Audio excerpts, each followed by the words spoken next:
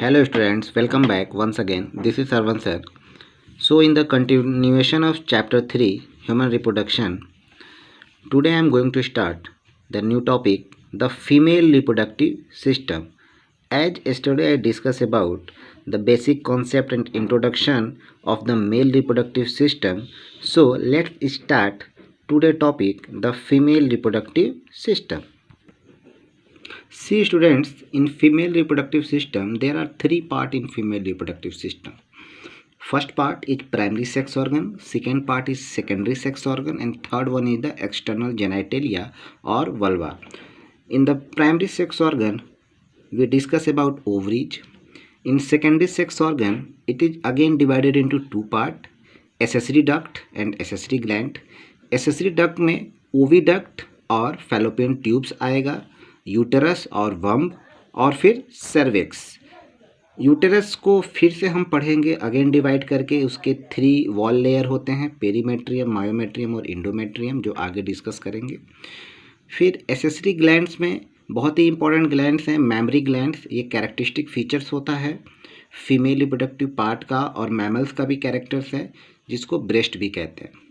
और जो third part है एक्सटर्नल जेनाइटेलिया, उसमें first mons pubis, then labia majora and labia minora, then clitoris, urethra, hymen और finally vagina. तो आइए स्टार्ट करते हैं. सबसे पहले about ovaries. See students, about ovaries. Ovaries are the primary female sex organ that produce the female gametes known as ovum and several steroid hormones that is called ovarian hormones, for example estrogen and progesterone. तो हम यहाँ कह सकते हैं कि ovaries का main function, यहाँ पे important function production of gametes and secretion of hormones है. Next, the ovaries are located one on each side. एक एक ओवरी दोनों तरफ लोकेट होती है. चूँकि वन पेयर ऑफ ओवरी पाई जाती है नंबर में दो, तो one on each side is located of the lower abdomen and remain attached to the pelvic wall and uterus by ovarian ligaments.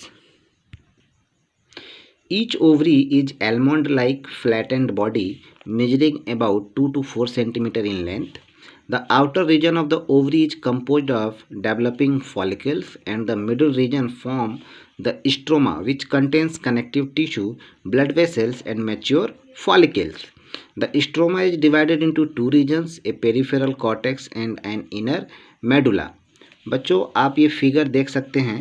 This is the diagrammatic section view of the female reproductive system, जिसमें आपको दो ovary दिख रही हैं और other parts of female reproductive system आपको दिख रहा है. इस स्ट्रक्चर को अभी हम आगे फिर से डिस्कस करेंगे. Now about oviduct or fallopian tubes. These are two small tubes about 10 to 12 centimeter in length, lying on the either side of the uterus near the kidney. The opening of the fallopian tube is expanded into funnel-shaped infundibulum. The end of infundibulum has finger-like projections called fimbriae. They move closer to the ovaries at ovulation to collect the ovum after ovulation. इस बात को समझने के लिए आप थोड़ा सा इस फिगर को देखिए. ये इस फिगर में यहाँ पे ये ओविडक्ट का पार्ट है. इस्थियम, एम्पुला और इनफंडिबुलम तीनों मिल करके फैलोपियन ट्यूब या ओविडक्ट बनाता है, और ये इनफंडिबुलम आगे चल करके फिंगर लाइक प्रोजेक्शन फिम्बरी के रूप में अटैच होता है ओवरी के ऊपर, जो आगे चल के एग को कलेक्ट करेगा. Now, the infundibulum lead to a wider part of the oviduct called ampulla.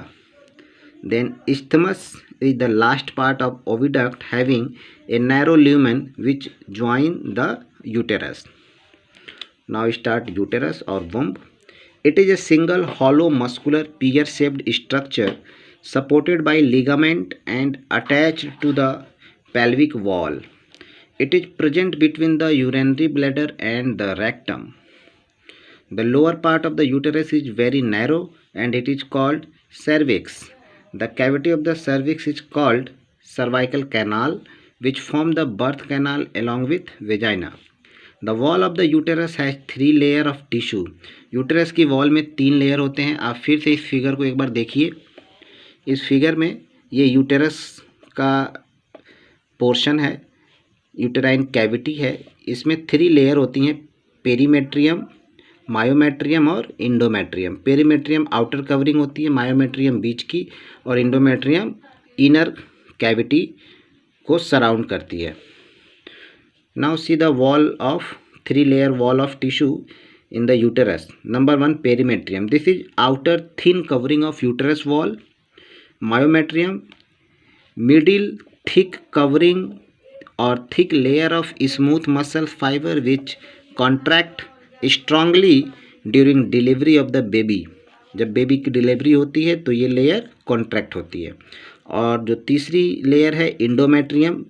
Indo means inner layer that contains gland and many blood vessels. It undergo cyclical changes during the menstrual cycle.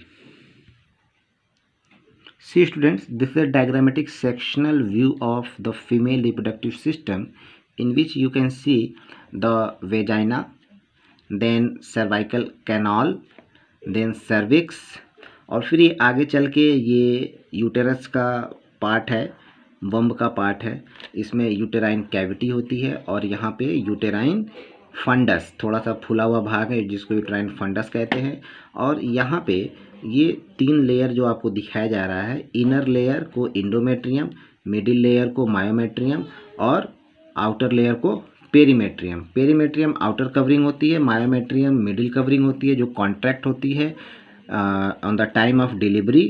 And endometrium menstrual cycle के समय में इसमें cyclical changes होते रहते हैं. तो इन तीनों को मिला के यूटेरस कहा जाता है. फिर जैसे ही ऊपर बढ़ेंगे तो लेफ़्ट साइड और राइट साइड दोनों साइड में एक एक ओवरी पाई जाती है. तो 1 pair of ovary located on the region of abdomen. अब जब इसके आगे बढ़ेंगे तो ये पार्ट है ओविडक्ट का. ओविडक्ट में इस्थमस, एम्पुला और इनफंडिबुलम. और इनफंडिबुलम आगे चल के फिंगर लाइक प्रोजेक्शन फिम्बरी बनाता है और वो फिम्बरी ओवरी के ऊपर अटैच होती है जो एग को रिसीव करती है. इन तीनों को एक साथ, जैसा कि आप देखें यहाँ मैंने लिखा है इस्थमस, एम्पुला और इनफंडिबुलम, तीनों को एक साथ फैलोपियन ट्यूब या ओविडक्ट कहा जाता है. आप इस फिगर को देखिए. This is the diagrammatic sectional view of female pelvis showing reproductive system side view. एक किनारे से ये फिगर लिया गया है, डायग्रामेटिक सेक्शनल व्यू है, जिसमें आप देखिए यहाँ पे बहुत ही ध्यान से देखिए. ये एक पैर का रीजन है, लेग है. इसके ठीक जैसे ऊपर आप चलेंगे तो देखिए यहाँ पे लेबलिंग किया गया है. ये एनस का पार्ट है. एनस के ठीक ऊपर ये रेक्टम है. अब इन दोनों को छोड़ दीजिए तो इसके थोड़ा सा आगे जाएंगे तो एक यहाँ पे एक कैनाल है जिस कैनाल को वेजाइना कहते हैं. और ये ऊपर चल के एक बैग लाइक स्ट्रक्चर बनाता है जिसको यूटेरस कहते हैं. यूटेरस के ठीक नीचे सर्विक्स होता है और इधर ये बोन्स पाई जाती हैं. इस तरफ आएंगे तो पूरे फिगर को लेबलिंग में आप ध्यान से देखिए तो यहाँ पे यूरिनरी ब्लैडर होता है. उसके ठीक बगल में प्यूबिक सिम्फाइसिस होता है और यूरिनरी ब्लैडर से जो कैनाल निकलती है उसको यूरेथ्रा कहते हैं, जहाँ से यूरिन बाहर निकल जाता है. फिर उसके बगल में क्लाइटोरिस पाया जाता है और उसके ठीक नीचे लेबियम माइनोरा और लेबियम मेजोरा का पार्ट होता है. और फिर उसके नीचे देखिए वेजाइनल ओरिफिस. ये वेजाइनल ओरिफिस का पार्ट है जहाँ से स्पर्म को रिसीव किया जाता है और यूटेरस तक भेजा जाता है. यूटेरस, यूरिनरी ब्लैडर और रेक्टम के बीच में पाया जाने वाला पार्ट है. तो ये एक फिगर है जो डायग्रामेटिक सेक्शनल व्यू है female pelvic showing reproductive system का side view. Now see about mammary gland.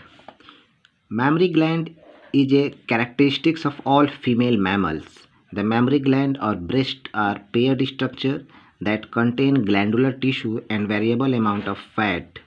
The glandular tissue is divided into 15 to 20 mammary lobes containing cluster of cells called alveoli.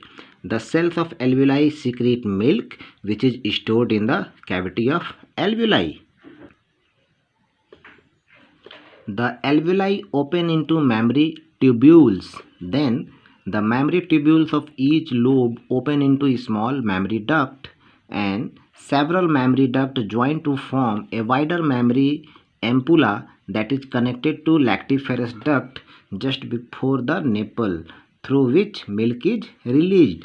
You can see the structure of diagrammatic sectional view of mammary gland, in which this is the part of areola, this is nipple, then lactiferous duct, ampulla, mammary duct, mammary alveolus, mammary lobe, and fat tissue. And this side, rib, muscles between rib, and pectoralis major muscles. The same figure you can see here also, the diagrammatic sectional view of mammary gland, in which you can see the several parts of mammary glands: fat tissue, mammary lobe, mammary alveolus, mammary duct, ampulla, lactiferous duct, nipple, areola, pectoralis major muscles, muscles between ribs and rib. These are the structure of mammary gland.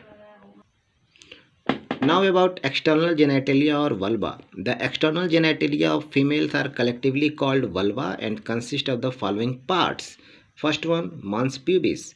A cushion of fatty tissue covered with skin and pubic hair is known as mons pubis. Then labiomajora, two folds of fatty tissue which extend down from the mons pubis and surrounded the vaginal opening just inside the labiomajora are the labiominora, which enclose the vestibules containing the tiny opening of the urethra and the large mouth of the vagina. Then clitoris, a tiny finger-like structure which lies at the upper junction of the two labiominora above the urethral opening.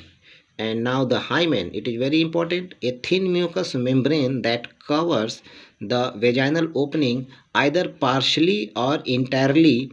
The hymen often break during the first intercourse or during sports like horse riding, cycling, or sudden fall or jolt, etc. In some women, hymen persist even after coitus, that is sexual intercourse. Thus, the presence or absence of hymen is not a reliable indicator of virginity or sexual experience. So students, this is all about female reproductive system, in which we discussed clearly about ovary, their function, structure, accessory duct, oviduct, uterus, cervix, their wall layer, accessory glands, mammary gland or breast, and external genitalia about vulva, mons pubis, labia majora and labia minora, clitoris, urethra, hymen, and vagina. So this is all about female reproductive system, and in my next video I am going to start the new topic, gametogenesis. Thank you.